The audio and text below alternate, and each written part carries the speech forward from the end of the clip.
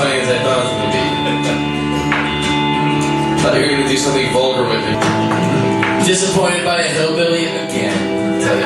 I'd like to also thank Mr. David Capurro for surfing the internet.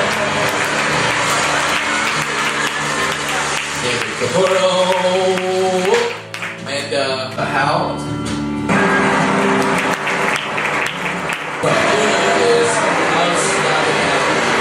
Stop it now. No. I said, don't make me come over there. This question, our last question. What is the secret of Santa Victoria? No.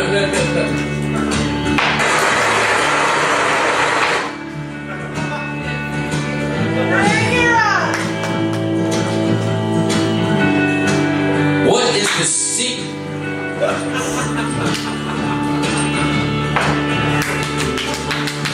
All right. We're cheapening. I said, do you need to use the bathroom, Paul?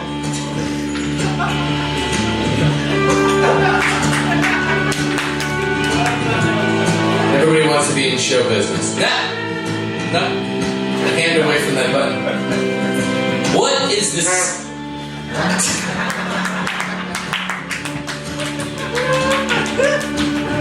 Trying, Hal. Trying here. They're turning on us. We created a monster. It's only a little bit longer. Dr. Hal. Yeah? Do you have something that you could bestow on us so that we might wander off into the cold night inspired by some poetry? I shall try. But I don't need any noise or musical accompaniment or anything while I flounder through this poem, which is entitled The Skeleton in Armour. Speak, speak, thou fearful guest, who with thy hollow breast, still in rude armour dressed, comest to daunt me, wrapped not in eastern bombs, but with thy fleshless palms stretched as if asking alms. Why dost thou haunt me? Then from those cavernous eyes pale flashes seem to rise, as when the northern skies gleam in December. And like the waters flow under December's snow, came a pale voice of woe from the heart's chamber. I was a Viking old. My deeds, though manifold, no skald in song has told, no saga taught thee.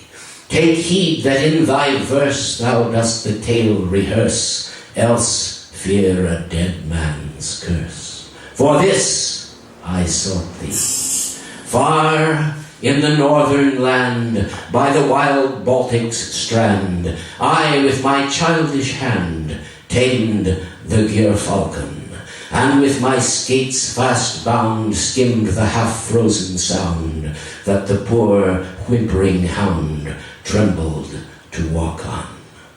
Oft to his frozen lair tracked I the grizzly bear, while from my path the hare fled like a shadow. Oft through the forest dark followed the werewolf's bark, until the soaring lark sang in the meadow. But when I older grew, joining a corsair's crew, over the sea I flew with the marauders. Wild was the life we led, many the souls we sped, many the hearts that bled by our stern orders. Oft the wild wassail bout wore the long winter out. Often our midnight shout set the cocks crowing, as we the berserk's tale measured in cups of ale, draining the oaken pail, filled to o'erflowing. Once, as I told in glee tales of the stormy sea, soft eyes did gaze on me, burning yet tender, And as the white stars shine on the dark Norway pine, on that dark heart of mine fell their soft splendor. I wooed the blue-eyed maid, yielding yet unafraid, and in the forest glade our vows were plighted. Under her loosened vests grasped I her trembling breasts, like birds within their nests by the hawk frighted. Bright in her father's hall, shields gleamed upon the wall. Loud did the minstrels call, chanting his glory. As of old Hildebrand, I asked his daughter's hand. Mute did the minstrels stand to hear my story. As the brown ale he quaffed, loud then the champion laughed. And as the sea winds waft the sea foam brightly, so the loud laugh of scorn out of those lips unshorn from the deep drinking horn blew the foam lightly. She was a prince's child, I but a Viking wild, and though she blushed and smiled, I was discarded. Should not the dove so white follow the sea mew's flight?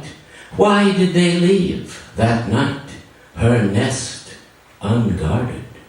Scarce did I put to sea, bearing the maid with me. Fairest by far was she among the Norsemen, when on the white sea strand, waving his armored hand, saw we old Hildebrand with 20 horsemen. Straight launched they to the blast, bent like a reed each mast.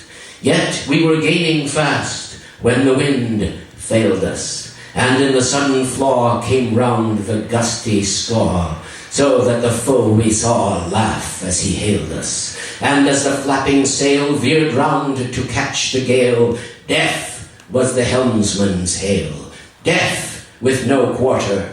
Midships with iron keel struck we her ribs of steel. Down the black hulk did reel through the black water. As with his wings aslant sails the fierce cormorant, seeking some rocky haunt with his prey laden, so to the sea again, beating against the main, through the wild hurricane bore I the maiden. 3 weeks we westward bore, and when the storm was o'er, cloud-like we saw the shore stretching to leeward. There for my lady's bower built I the lofty tower, which to this very hour stands looking seaward. There we lived many years. Time dried the maiden's tears. She had forgot her fears. She was a mother. Death closed her mild blue eyes. Under that tower she lies. Never shall sun arise on such another. Still grew my bosom then, still as a stagnant fen. Hateful to me were men, the sunlight hateful.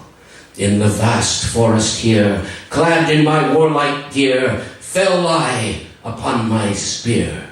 Oh, death was grateful. Thus, seamed with many scars, bursting these prison bars, up to its native stars my soul attended. There, from the flowing bowl, drinks deep the warrior's soul. Skoal to the Northland, skoal! Thus the tale ended.